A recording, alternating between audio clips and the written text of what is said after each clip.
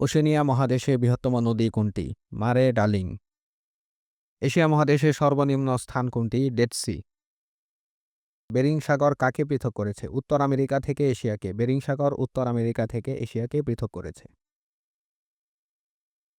দুই কোরিয়ার বিভাজন রেখা কোনটি? ৩৮ ডিগ্রি উত্তর অক্ষরেখা। ওপেকের বর্তমান সদস্য রাষ্ট্র কয়টি? ১২টি। স্নায়ুযুদ্ধের মতাদর্শ কী ছিল? পুঁজিবাদ ও সমাজতন্ত্র। জাতিসংঘের কোন মহাসচিব বিমান দুর্ঘটনায় মারা যান? Dag Hammarskjold. এশিয়ার পোস্ট অফিস কোথায় অবস্থিত? হংকংয়ে। কোরিয়া যুদ্ধ কত সালে হয়েছিল? ১৯৫০ সালে। সুয়েজ খাল জাতীয়করণ করা হয় কখন? ১৯৫৬ সালে।